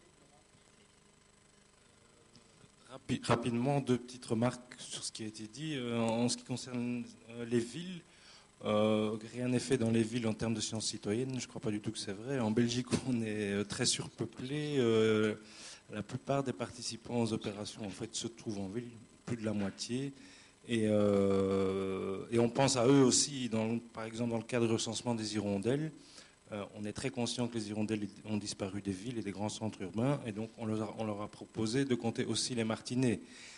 Voilà, sinon c'était exclure tout un pan de la population, parce qu'effectivement les hirondelles sont plus en milieu rural ou en milieu suburbain, donc on a pensé à eux. Sinon pour les papillons et les oiseaux de jardin, ils sont totalement concernés par ces opérations. Autre chose de plus peut-être philosophique, donc il y avait l'histoire de faire de la recherche sans les chercheurs. On en revient toujours à ce clivage, et moi je trouve ça dommage qu'on réduit toujours le mot de science aux chercheurs finalement, parce que la science c'est quand même le savoir. Le savoir n'est pas réservé aux chercheurs. La recherche du savoir n'est pas réservée aux chercheurs. Alors pourquoi la science citoyenne doit être forcément absolument cadenassée à un programme scientifique et tout ça. Je trouve que c'est un peu dommage de se limiter à ça. Je ne dis pas que ça ne doit pas parfois l'être, mais limiter les sciences citoyennes à ça, je trouve ça un peu triste. Voilà. Je voudrais vraiment couper court à une fausse polémique, parce que, comme ça a été dit plusieurs fois, et je crois que tous les participants ont réagi de la même manière, il y a les deux, quoi. Donc personne ne veut exclure personne, mais voilà, faisons pas de faux procès. Les sciences citoyennes pour la biodiversité, telles qu'elles sont exprimées pendant 2 jours, il y a autant des liens avec des programmes de recherche, avec protocoles, qui donneront lieu à des publications en bonne et due forme académique, que de l'éducation à l'environnement et des choses qui échappent d'une certaine manière à cette science académique. Donc il y a de tout et préservons me semble-t-il, cette biodiversité. Alors ça, c'est peut-être mon souci ultra œcuménique, je ne sais pas. Il y a donc derrière, effectivement, devant, après.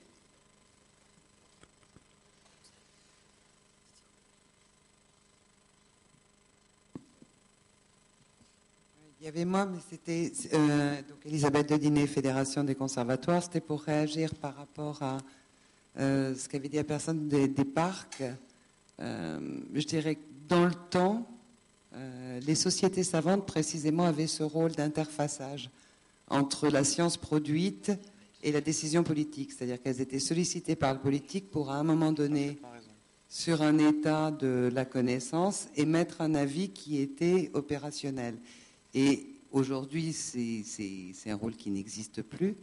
Et je crois qu'on manque effectivement de cette instance de médiation. Il faut que la recherche soit contradictoire, multiple, complexe. Si elle essaye d'apporter des réponses simples à des questions complexes, il faut s'en méfier énormément. Et par contre, il y a un pont qui manque, ça c'est clair, dans notre société aujourd'hui, pour prendre cette connaissance scientifique qui ne peut être que complexe et la retranscrire et la retraduire pour qu'elle soit opérationnelle dans un autre horizon et pour d'autres motifs. Donc voilà, c'était juste un commentaire. Ok, merci. Il y a devant, oui, attends, pendant ce temps, Xavier va répondre. Devant, il y a plusieurs personnes. Donc, il y a d'abord... Juste, donc je suis tout à fait d'accord avec le besoin de transfert. Pour signaler que dans le champ de la biodiversité, il y a quand même quelque chose qui est assez remarquable qui est en train de se passer, c'est la création, on espère, d'un GIEC de la biodiversité. Je pense que vous avez entendu parler de ça, avec un nom IPBES, qui est peut-être pas facile à retenir. Il y a eu tout un travail qui a été fait pour faire en sorte que ça émerge. Vous avez presque devant vous la Maxime Thibon, qui était une des chevilles ouvrières de ce qu'on appelait l'IMOCEF, c'est-à-dire ce qui a porté en fait l'IPBES. Le but, c'est un peu ça, c'est de faire en sorte à l'échelle internationale, à l'image du GIEC pour le climat, que l'expertise et l'état des connaissances soient synthétisés d'une façon intelligible pour les décideurs. Je pense que c'est un enjeu majeur. Et deuxième chose, dire que c'est un peu tous les porteurs de connaissances qui devront pouvoir irriguer justement cette expertise, à mon sentiment sans mêler le jeu d'acteurs, mais par contre bel et bien mobilisation de l'ensemble des connaissances. Voilà, donc si le GIEC de la biodiversité voit le jour, disons, ça devrait répondre partiellement à vos attentes. Donc, Jean-Laurent Hens, ONEM, je voudrais évoquer 4 points, puis j'en aurai un 5e, mais pour plus tard dans la discussion, si vous voulez bien. Mais très vite. Sur l'histoire de la complexité de la nature, c'est un fait, et je pense que quand on vulgarise, on n'est pas obligé de simplifier. La difficulté, c'est simplement rendre accessibles les connaissances. Donc c'est plus une question de vocabulaire et de savoir-faire, et ça c'est le rôle des animateurs, donc là on a encore un autre métier. Mais simplifier les choses, y compris pour le gestionnaire, ça peut amener aussi à des erreurs. C'est mon point de vue. Le deuxième point, c'est sur on a évoqué toujours cet antagonisme, enfin cette difficulté entre non scientifique et scientifique. Je pense que dans la quasi-totalité des projets qui ont été discutés ces 2 jours, je fais comme une tentative de synthèse rapide, on a parlé de projets d'inventaire, on a parlé de projets qui sont à grande répartition spatiale et temporelle et qui impliquent un grand nombre de participants. Il me semble que dans tous les cas, un scientifique tout seul ne peut pas réaliser ces travaux-là. Donc il n'y a pas du tout d'antagonisme, par contre il y a une bonne complémentarité en fonction des sujets. Donc ça doit rassurer, à mon avis, pour les projets d'avenir. Un travail sans chercheur, comment fait-on lorsque le chercheur sollicité ne veut pas travailler avec des non-chercheurs? On peut citer un cas, mais c'est peut-être pas le lieu. Enfin, en tout cas, ça existe. Donc il y a aussi une défiance totale des chercheurs envers des jugés non scientifiques. Et puis juste cette histoire d'argent, je pense que dans le domaine des sciences participatives et citoyennes, on doit être en mesure de proposer des projets sans qu'il y ait forcément beaucoup d'argent à la clé. Peut-être qu'un des soucis dans nos projets, on pourrait demander pour s'amuser dans la salle, combien sommes-nous à être salariés, c'est-à-dire à vivre, à gagner notre vie sur ce type de projet, et combien y a-t-il de bénévoles purs, si je puis me permettre, c'est pas le bon mot, mais si vous voyez l'idée. Donc on a besoin de générer de l'argent parce qu'on a des salariés qui sont derrière, et puis en termes de temps passé, c'est quand même intéressant d'avoir une équipe de salariés derrière. Je ne remets pas le fait d'avoir de l'argent en cause, mais je pense que souvent on le met en avant et on bloque des projets qu'on pourrait mener quand même. Ok, merci. Devant. Ok, moi je voulais juste revenir sur un problème qui a été assez récurrent dans les ateliers et des fois en plénière, c'est la difficulté de mobiliser un public qui est celui des enseignants.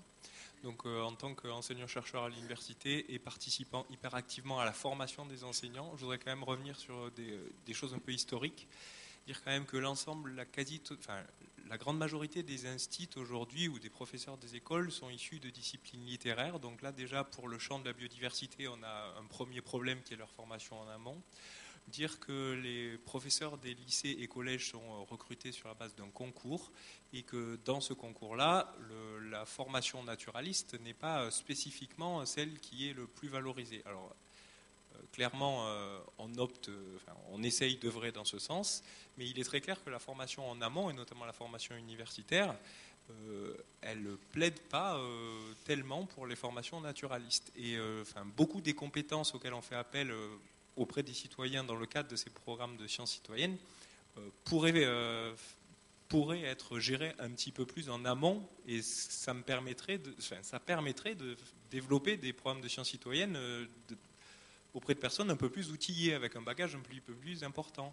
Et j'ai un peu l'impression qu'on a perdu ce savoir naturaliste, parce que ma grand-mère, par exemple, reconnaître les papillons et nommer les papillons, elle est capable de le faire largement mieux que ma frangine, par exemple. Donc l'idée, c'est que là, on a une perte de savoir et qu'il faut revenir un petit peu en amont dans la formation. Le problème, c'est, pour vous donner une anecdote, c'est que quand on cherche à organiser des sorties à l'université, par exemple, pour faire un peu que la connaissance ne soit pas uniquement dans le temple de la connaissance de l'université, mais bien un peu sur le terrain, on vous donne un créneau de 8 à 10 un vendredi.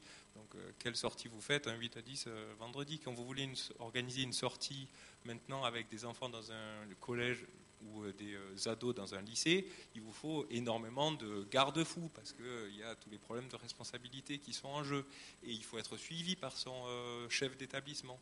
Donc là, il y a aussi, je pense, un plaidoyer, ce que je voudrais faire, c'est un plaidoyer très fort pour que tous, à notre échelle, on puisse faire évoluer et les programmes qui deviennent un petit peu crétins quand même, je parle de la SVT, pour parler vraiment qui deviennent un petit peu crétins. On parle aujourd'hui de gènes, et au collège, on est en train les gènes du développement de la drosophile en seconde. Les minots, ils ne savent pas ce que c'est qu'un gène, ils ne savent pas ce que c'est que le développement embryonnaire, ils ne savent pas ce que c'est que la drosophile. Quel intérêt ils peuvent avoir à traiter de ce sujet-là? Et peut-être qu'on pourrait cibler un peu le collège comme, en termes de SVT, le lieu où on acquiert une culture naturaliste, où on sait reconnaître des cailloux, où on sait reconnaître des plantes, où on sait reconnaître des animaux, où on commence à aborder la complexité des processus qui se déroulent. Et ça, c'est facile à faire. Montrer la complexité, ça revient un peu, c'est facile à faire sur le terrain. Les enfants, ils se les posent, les questions de complexité. À partir du moment où un animal, on le voit un instant, et puis après, on ne le voit plus, ils se disent où il est parti, pourquoi il a... Donc cette complexité,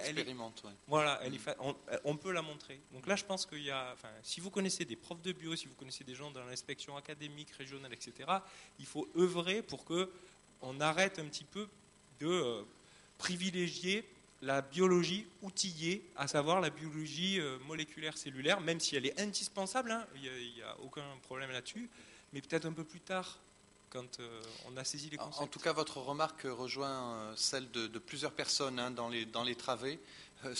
Et n'oubliez pas quand même qu'il y a des exemples, on vous en a présenté un ce matin, dans les Deux-Sèvres. Et juste n'oubliez pas non plus que la biodiversité, aujourd'hui l'acceptation, c'est quand même bien cette idée du gène jusqu'aux écosystèmes. Donc sur le fait de peut-être pas commencer sur le gène, après ça c'est une discussion peut-être plus pédagogique. Il y a juste une personne derrière vous qui demandait la parole depuis un moment. Oui, en fait, il y a eu beaucoup d'interventions. Là, c'est difficile de garder le fil avec. Mais et puis des réponses qui ont été apportées, en particulier par Jean-Laurent. Donc, je limiterai à l'aspect historique. C'est-à-dire qu'en fait, tout ça, ça vient en particulier, l'idée de la complexité et du scientifique. Vient tout simplement d'un malentendu des scientifiques avec le reste de la population, et il n'est pas bien vieux, il date en gros pour moi entre les deux guerres, et particulièrement sur le domaine agricole par exemple, mais ce schéma-là se retrouve un peu partout dans la société. Qu'est-ce qui s'est passé? Et c'est un moyen de retrouver les sociétés savantes de Florent Lamiot, là, et puis que j'aimerais bien aussi. Enfin, sous une forme peut-être un petit peu différente, parce que là, ce seraient des sociétés savantes pour tous, d'accord, contrairement à ce qu'elles étaient au XIXe siècle. Mais qu'est-ce qui s'est passé par rapport au XIXe siècle? Il y a eu la Première Guerre mondiale qui fait qu'il y a beaucoup de savoirs qui ont disparu dans les tranchées. Et puis, suite à cela, une science déjà bien établie, mais pas encore capable d'appréhender la complexité du vivant, a eu un rôle tout à fait scientifique, tout à fait normal, qui consiste à dire, à partir du moment où il y a un problème dans un champ, ah mais attendez, vous allez voir ce que vous allez voir, je vais prendre le problème dans mon laboratoire, et puis je vais vous rapporter la solution. Ce qui est une démarche tout à fait scientifique, tout à fait correcte, d'analyser une partie du problème pour le comprendre et puis le replacer dans son contexte. Par contre, quand l'agriculteur il a reçu la réponse, pour lui c'était la réponse et non pas une explication d'une partie, d'une tranche du vivant qui était trop complexe, d'accord, pour la démarche du scientifique. Aujourd'hui, les choses ont évolué parce que tout le monde est un petit peu scientifique, d'accord. On n'est plus dans le même contexte, on ne reçoit plus les choses de la même manière, mais ce malentendu en fait subsiste. D'accord, merci. Et il est, à mon avis, pas très difficile, compte tenu que historiquement, quand même, c'est pas le bout du monde, de revenir là-dessus, de démonter ce mécanisme et de repartir sur des bases plus saines. Merci pour ce commentaire. Il y avait une question ou une remarque? Oui, une remarque. Relativement court, s'il vous plaît, parce qu'on arrive bientôt à la fin de notre table ronde. D'accord. Donc Yann Tracol du CREA, citoyen, chercheur, naturaliste, passionné de complexité et de nature. Non. Sans plaisanter, je voulais juste ouvrir sur deux thèmes qui, je pense, seraient intéressants de développer peut-être même dans le prochain colloque. J'ai bien aimé justement le début de cette discussion sur, et particulièrement le mot de jubilation. Donc on est passionné, on aime la biodiversité parce que c'est beau, parce que c'est complexe même peut-être. Donc développer peut-être ce rapprochement avec d'autres disciplines, ou je ne sais pas comment exprimer ça, qui sont directement en relation avec les citoyens, c'est-à-dire l'art et le sport. Donc deux domaines, je ne sais pas comment on peut qualifier ça, donc l'art et le sport qui peuvent aussi nous aider peut-être à agrandir un petit peu notre champ d'intervention en sciences citoyennes. Donc ça, c'était la première aparté. Et la deuxième, d'un point de vue peut-être un petit peu plus scientifique, c'est la relation directe entre biodiversité et services écosystémiques. Donc peut-être des axes à développer un petit peu les années prochaines. Voilà. Merci beaucoup pour ces deux remarques tout à fait intéressantes. Je vais passer tout de suite la parole à Claudia qui va devoir nous quitter rapidement. Oui, je suis désolée pour rattraper un train. Il y avait encore deux choses qui m'ont un peu interrogée. Je ne sais pas si je l'ai vraiment bien compris ou interprété. Il y avait un peu une question genre, est-ce que les sciences citoyennes, bon, c'est gentil, on regarde un peu les oiseaux, les papillons, les abeilles. Voilà, ce qui a un peu peut-être manqué dans la présentation des projets, c'est un peu pourquoi on fait ce travail, pourquoi on regarde les papillons et les oiseaux et les abeilles. Et là, bien sûr, on est très vite un peu au fondement de notre vie, parce que si on n'a plus d'abeilles, si on n'a plus de papillons, bientôt on n'aura plus de vie. Donc, je veux dire, par une approche justement tout à fait de jubilation, de plaisir et tout ça, on touche quand même à des sujets qui sont absolument aujourd'hui à la base de notre vie. Donc ce sont des sacrés enjeux qui sont derrière, et on peut peut-être aussi faire le rappel. Au début des années 90, il y a toute la discussion autour des perturbateurs endocriniens qui a monté, Et c'était en fait une scientifique qui travaillait au sein d'une association, c'était le WWF, donc c'est porté par l'association que cette thématique était un peu mise sur l'espace politique, et c'est seulement après et depuis qu'on a beaucoup avancé sur ces questions de perturbateurs endocriniens, donc qui quand même pose beaucoup de problèmes en termes de biodiversité d'animaux et tout ça. Donc juste pour montrer, non, les sciences citoyennes, c'est pas seulement gentil, c'est vraiment quelque chose de très important. Il y avait une autre, et après aussi indicateur des oiseaux, ça crée directement un lien avec quel système agricole, dans quel système agricole on se pose, parce que les oiseaux dans les domaines ruraux, c'est quand même un indicateur aussi sur l'état de la nature et tout ça. Et il y avait aussi un peu la question, est-ce que les sciences citoyennes doivent devenir un modèle dominant pour la science? Je dirais, il n'y a aucun risque que ça se passe actuellement. Donc, restons tranquilles. Déjà, donnons-leur une petite place et une chance. Donc ça, c'est aussi un appel, bien sûr, aux institutions, aux agences et tout ça. Et voyons un peu ce qui se passe, parce qu'il y a quand même une observation à faire on a fait un peu quelques analyses des budgets à sciences citoyennes, et bien sûr, on va dire, il n'y avait pas de surprise de voir sur le niveau européen, nous on a surtout regardé au niveau européen, il y avait sur les dernières années plus de financement en termes de recherche en agriculture biotechnologique qu'en agriculture biologique. Et il y avait plus de financement en termes de recherche nucléaire, énergie nucléaire, que énergie renouvelable. Et si je regarde les projets qui émergent dans les sciences citoyennes, c'est souvent des projets qui sont plutôt liés à ces questions de développement durable, dans un sens très large et, disons, dans le vrai sens de ce mot. Donc, il y a aussi à s'interroger d'où émergent, dans quel domaine émergent des projets de sciences citoyennes. Est-ce que c'est par hasard? Et qu'est-ce que ça nous dit sur l'état de la recherche aujourd'hui? Je vous remercie et je m'éclate. Merci beaucoup, Claudia. Je ne voudrais pas qu'on termine. Bon, c'est pas grave. Cette table ronde sans revenir sur deux points peut-être moins idéologiques et plus matériels. Cette question du financement qui me semble importante, plusieurs personnes ont souligné évidemment sa nécessité et surtout s'interroger de quelles pouvaient en être les sources. Donc vous avez pointé des fondations publiques, fondations privées.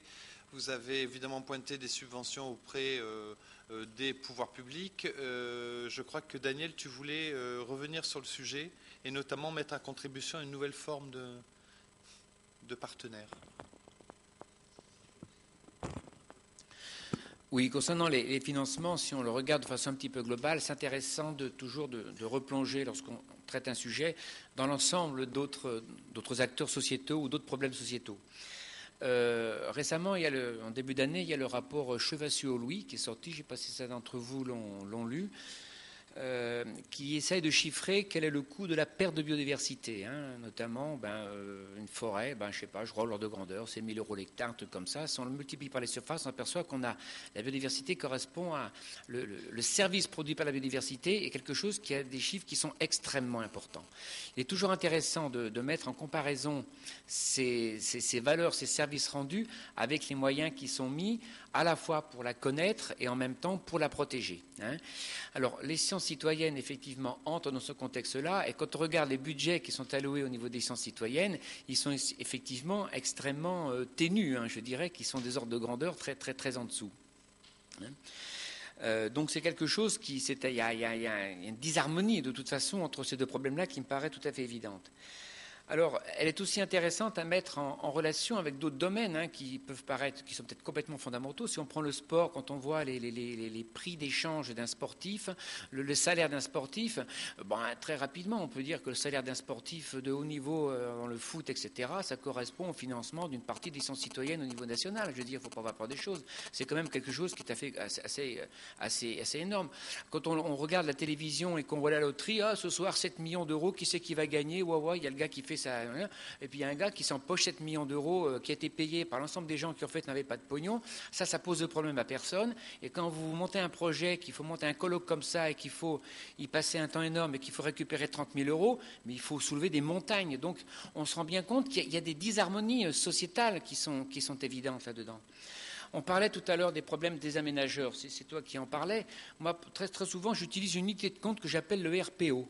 Alors, qu'est-ce que c'est que le RPO? C'est le rond-point ordinaire. Alors, je me suis amusé à faire des photographies de ronds-points payés par en général les conseils généraux. J'en ai toute une collection là-dessus. Et le rond-point ordinaire, c'est celui qui fait à peu près 20 mètres, 30 mètres de diamètre et qui n'est pas paysager. Donc, assez simple. En moyenne, c'est 500 000 euros. 500 000 euros, c'est le budget de fonctionnement de Tela Botanica pendant une année. Et des RPO comme ça, donc il y en a beaucoup, beaucoup en France. Et quand il faut aller trouver... Alors, moi, je dis, ben voilà, je voudrais 1/100 de RPO pour financer tel budget, voilà. Alors on me dit qu'est-ce que c'est. Bon, ça permet de recaler les choses de façon aussi intéressante. Alors ça c'était un petit peu une introduction pour montrer qu'il faut recadrer ces choses avec des échelles qui sont des bonnes échelles. Voilà. Alors, deuxième point que je voulais aborder, c'est le financement entre le local et le global qui me semble important. Aujourd'hui, il y a un désengagement fort des politiques de l'État dans le cadre de la régionalisation pour aller, reléguer sur les régions le financement d'un certain nombre de programmes, notamment dans le cadre de l'environnement, c'est très clair, hein, quand on voit l'évolution des budgets des DIREN, c'est absolument évident. Donc les régions prennent le relais. Quelle différence il y a entre un financement régional et un financement national? Elle est importante. C'est qu'un financement régional, il va concerner les acteurs de la région. Et on l'a vu ce matin quand on parle de la Méditerranée, qu'on va étudier typiquement ce qui se passe dans la mer. On peut difficilement mener l'étude et puis paf, l'arrêter juste à la frontière de la région Languedoc-Roussillon sans penser à PACA à côté pour la Méditerranée. Ça, c'est quelque chose qui n'ont pas de sens. Hein. Et la crainte que j'ai, c'est de voir que en France, ça c'est vraiment un problème national, qu'on se retrouve à terme avec une multitude de programmes locaux. Hein. On a 22 régions, une centaine de départements, ça fait 120 entités qui peuvent financer je ne sais combien de programmes. C'est bien qu'on va se retrouver avec des sommes globales, si on les additionne, qui vont devenir quand même conséquentes, sommes de petites, mais très peu auront la possibilité d'avoir véritablement un impact au niveau global. Elles vont rester au niveau local, elles vont résoudre des problèmes locaux. Je ne dis pas qu'il faut les supprimer, pas du tout, mais elles ne permettront pas à la fois de les positionner à un niveau national et de les positionner au niveau international. Ceci n'est pas pour dire que je réfute les financements locaux, comme ça s'est fait par exemple dans les piqueries ou ce qui se fait au niveau de l'Île-de-France ou ce que peuvent faire certains conseils régionaux. Mais on ne doit pas oublier qu'il faut aussi apprendre à rassembler. Et je crois que les anglo-saxons, pour ça, mènent de grands programmes, on l'a vu, mais ce sont des programmes qui sont globaux, ce n'est pas une multitude de villages gaulois.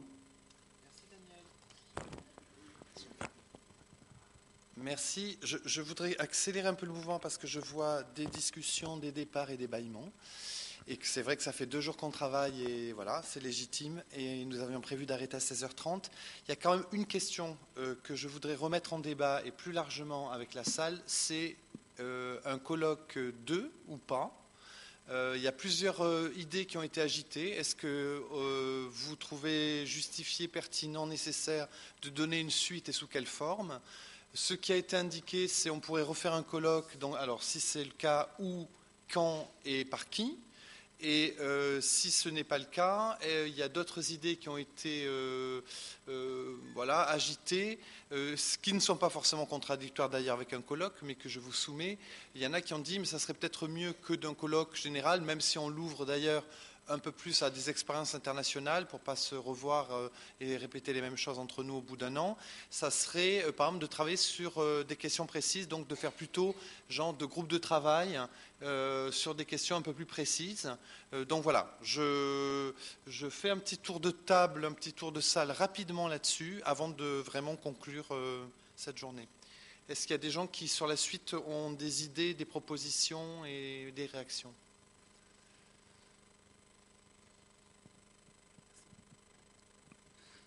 Jérôme Lafitte de Toulouse, laboratoire Géode en géographie.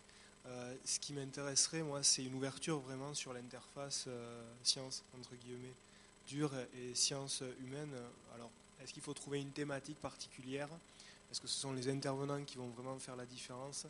Je ne sais pas, mais je crois que, bon, par exemple, sur la question des données, la question de qui donne la valeur à la biodiversité par rapport au questionnement des élus, les arbitrages politiques, la question politique qui est importante, mais qu'on n'a pas forcément abordée suffisamment en profondeur par manque de temps, bien sûr. Ça me paraît intéressant peut-être de développer cet aspect. Donc, relié aussi sciences humaines et sciences biologiques, on va dire, enfin sciences humaines, sociales, ça. Il y avait devant une... Là, est-ce que tu peux, si tu veux lui donner... Voilà, merci. Un peu pour faire le bilan, les questions qui me semblaient importantes à éventuellement traiter, donc ce qui a été questionné beaucoup et sur lequel finalement on n'a pas trop statué, c'est la place du scientifique ou des scientifiques dans les programmes de sciences citoyennes. Donc là je crois qu'il y a un débat de fond à mener là-dessus. Une autre question qui revient beaucoup et qui pourrait répondre à potentiellement la pérennisation, voire l'augmentation des programmes, c'est la caractérisation du public touché. Qui participe et pourquoi il participe. Donc là, effectivement, je rejoins la remarque qui vient d'être faite. Là, c'est plutôt des sociologues qu'il faudrait inviter ou ouvrir pour comprendre qu'est-ce qui engage des gens à participer à la science citoyenne ou inversement, à ne pas participer. Donc ça, c'était 2 volets qui, moi, me semblaient fondamentaux. N'hésitez pas aussi à intervenir et à répondre sur cette question. Est-ce qu'on donne une suite, sous quelle forme, hein? Pas simplement dans le contenu. Merci. Oui, donc moi, c'est pas forcément d'idée pour un nouveau colloque, mais juste un témoignage par rapport à l'animation de l'atelier que j'ai pu réaliser. Plus on préparait l'atelier, plus on avait l'impression que le champ en fait était vraiment large, et plus l'atelier s'est déroulé, et plus on a vu qu'il était encore plus large. Et au final, on a plutôt eu l'impression d'avoir fait une première approche du sujet, une première discussion, mais qu'en fait, il y a beaucoup de sous-sujets à creuser, à discuter de façon intéressante. Et donc je pense qu'il y a vraiment la place pour continuer des discussions autour de ces sujets-là. Je pense qu'un autre colloque, ça peut être intéressant. Je ne sais pas, peut-être d'autres façons de faire aussi. Ok, nécessité donc de poursuivre. Il y a... Oui. Donc je vous inviterai bien pour un colloque à la maison, mais ça sera trop petit. Par contre, sur des groupes de discussion, c'est sûrement très intéressant sur des sujets ciblés. À voir quand même si ces groupes de discussion, ça se passe uniquement sur des outils logiciels, Internet, ou est-ce que ça ne vaut pas le coup de provoquer quand même des réunions physiques? Personnellement, j'aime bien les discussions physiques. Je pense qu'on va plus au fond des choses. On prend plus le temps de se dire les choses en face. Voilà. Oui, d'accord. Donc tu opterais plutôt pour ça, ou et avec un moment de plénière, je dirais, plus large que... C'est-à-dire, est-ce que ça serait plutôt sur... un groupe de travail et on se réunirait même s'il y a une préparation en ligne, etc. Ou est-ce que ça serait également... il y a peut-être plus de piles, hein, je ne sais plus. D'accord, voilà. Si le prochain colloque est dans 2 ans, qu'il y a un volontaire pour l'organiser, on n'est peut-être pas obligé d'attendre 2 ans pour faire avancer les débats. D'accord. Voilà. Donc des débats restreints en atelier ou en groupe restreint, c'est intéressant aussi. Derrière toi... Donc, effectivement, pour un deuxième colloque, je pense que c'est intéressant, mais à condition qu'on élargisse de différentes façons, donc à d'autres catégories de gens intéressés et peut-être de manière transfrontalière, plus large. Finalement, j'étais peut-être le seul qui venait d'un autre pays. Maintenant, quand, par qui, ça, je ne sais pas. Et en attendant, de nouveau, peut-être quand même... ne pas oublier cette idée de portail, entre guillemets, qui permettrait de partager ce qu'on sait déjà, ou ce qu'on ne sait pas encore, et au niveau des outils, au niveau des questions qui restent en suspens, etc., pour au moins que ça ne se perde pas. Voilà. Derrière... Moi aussi, c'est le volet sciences sociales qui m'intéresserait particulièrement, et notamment le citoyen de sciences citoyennes. C'est-à-dire qu'est-ce qui fait que les gens n'ont peut-être plus marre maintenant de l'individualisme et voudraient se raccrocher à des choses collectives. Voilà. Il y a notamment des psychosociologues qui travaillent pas mal activement là-dessus, et je trouverais intéressant de les faire intervenir. Un dernier mot sur la complexité, je me suis mal fait comprendre En fait, je trouve qu'il y a une absence de cap. J'ai bien compris que la complexité était inhérente à la recherche, mais je pense que les chercheurs sont responsables de l'absence de cap actuel, y compris en matière de biodiversité. Il ne faut pas attendre des politiques de fixer le cap, c'est aux scientifiques, entre autres, de le fixer. D'accord, on ne va pas réouvrir cette discussion. Est-ce qu'il y a d'autres interventions sur la suite? Oui, derrière en blanc.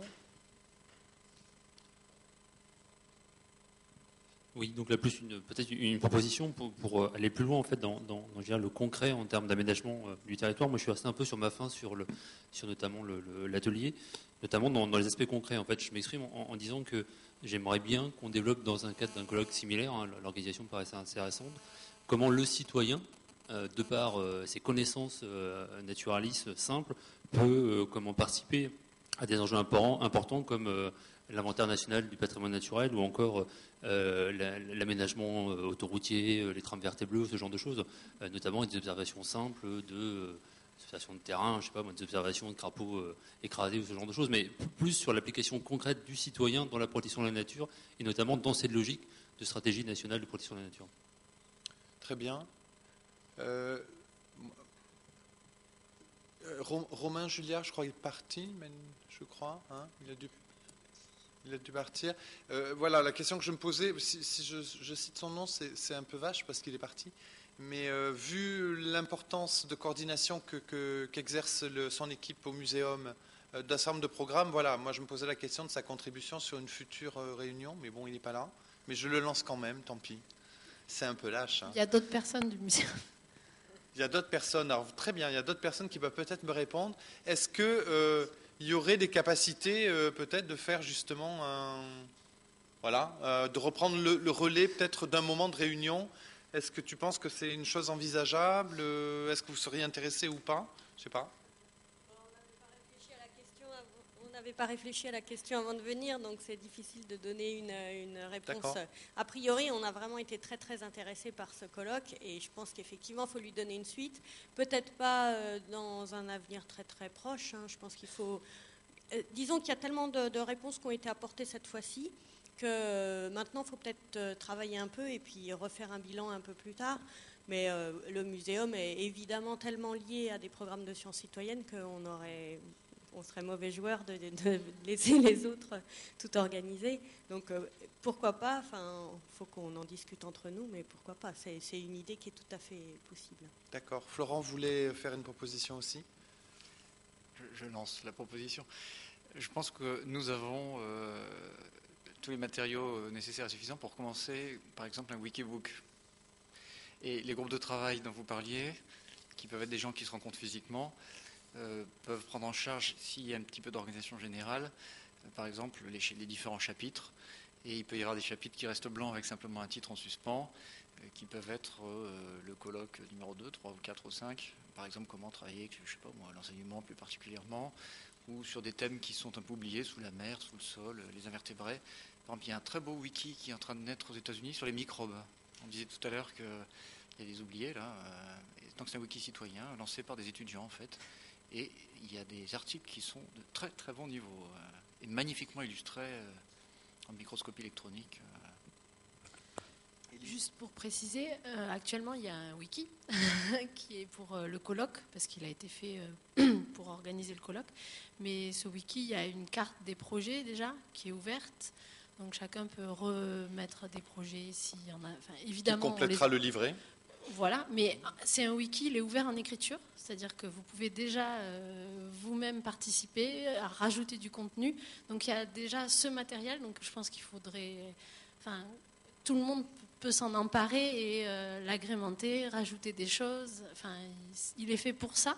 Donc il y aurait juste à revoir un peu le look, parce qu'il est écrit colloque, on enlève colloque et voilà, on laisse sciences citoyennes. Mais il a été fait vraiment pour ça, pour garder la trace de ce qui a été dit Déjà, aujourd'hui. toutes les captations qui ont été faites audiovisuelles seront mises en ligne. Exactement. On peut demander également que les comptes rendus d'atelier puissent être envoyés. Hein, et voilà, comme ça sera un complément. Donc pour nous, c'est vraiment le début et enfin, il ne tient qu'à vous tous d'y participer.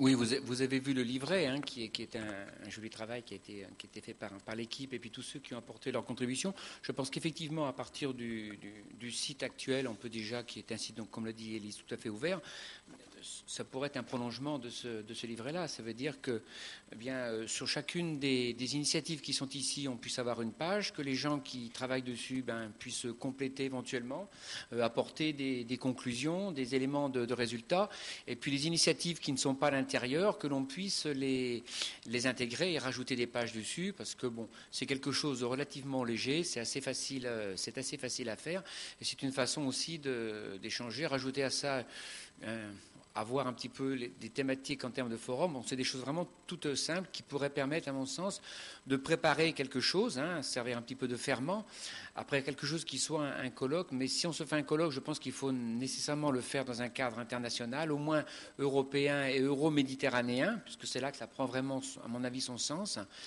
On parlait du muséum, moi je suis tout à fait d'accord que, juste pour l'historique quand même, c'est que ce colloque ici, on en avait discuté déjà avec Nathalie Machon il y a 2 ans et demi, à propos justement des programmes Vigie Nature qui se mettaient en place. C'était la Botanica qui a repris la balle au bon avec ses petits moyens. Il est évident que passer en dessus, c'est nécessairement une structure plus importante que la nôtre, beaucoup plus connectée à l'international, qui pourra faire quelque chose d'ouvert dans cette dimension-là.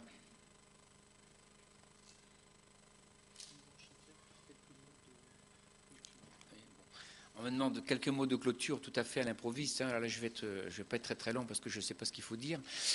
Autre que je suis extrêmement satisfait de la, en tant que, dirons, structure organisatrice de ce colloque, à la fois content d'une part de la participation de l'ensemble des personnes qui sont venues aujourd'hui, qui sont venues de loin, qui sont restées jusqu'au bout pendant 2 jours. C'est quand même pas tout à fait évident. Il y a beaucoup de choses qui ont émergé, donc c'est vraiment quelque chose qui est encourageant. Intéressant aussi pour la composition, parce qu'on a senti qu'il y avait vraiment des gens qui étaient dans le domaine associatif, citoyen, etc. Beaucoup de chercheurs aussi qui ont donné des points de vue complètement pertinents et complémentaires. Enfin, je crois que c'est un point qui est important. La présence de collectivités, de quelques collectivités, bon, à mon sens, à peine assez nombreuses. J'aurais aimé qu'on ait un représentant de notre région, par exemple. Ici, ça aurait été aussi très très bien. Donc je remercie ceux qui sont venus, même de très très loin, comme du Pas-de-Calais, pour nous aider, donner leurs idées. Puis je voudrais enfin signaler une chose que j'ai oubliée dans mon discours d'entrée, qui était un petit peu dommage, c'est que ce colloque a été couplé avec une réunion du GDR sur les changements climatiques, et on a co-monté cette journée-là avec le CNRS-CEF, le Centre d'écologie fonctionnelle et évolutive, qui nous a beaucoup aussi aidé là-dessus. Donc je voudrais les remercier tout à fait spécifiquement. Remercier enfin toute l'équipe de Tela, et puis qui a donné là, qui va passer un week-end de repos, j'espère bien mérité. On n'est pas très très nombreux, il y a plus d'amener beaucoup. Et puis Vincent qui je crois a fait vraiment un très bon travail d'organisation et de structuration des débats d'un niveau, j'allais pas dire professionnel parce qu'il est professionnel, mais de très bon niveau professionnel. Merci beaucoup Vincent. Merci à toi. Je voulais juste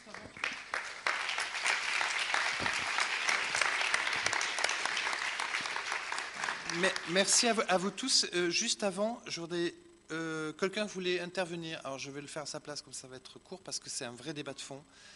Qu'est-ce qu'on fait des contenus de ce qui est collecté dans ces programmes-là? Donc ça, c'est une frustration qu'il émet parce qu'il trouve qu'on n'en a pas assez discuté. Je pense que ça fait partie peut-être des thèmes qu'il faut rajouter à la checklist des choses à discuter ultérieurement. Sinon, du pratique, pour finir. Un sac a été oublié. Alors, je ne sais pas où, par qui et auprès de qui il peut être récupéré, mais voilà. Donc, c'est une information pratique, assez pratique. Enquête et badge. Ah oui, enquête à récupérer. N'oubliez pas les enquêtes, et les badges à récupérer aussi. Et enfin, je voudrais signaler que pendant tout ce colloque, Olivier Ferrapi a assuré la captation avec une société qui vient de se monter, qui est Mézène, et c'est une boîte qui débute et plein de dynamisme et d'intérêt pour ce type de programme. Donc si vous avez des besoins dans ce domaine-là, n'hésitez pas à le contacter, il est juste au-dessus. Et merci à tous d'être venus. À bientôt.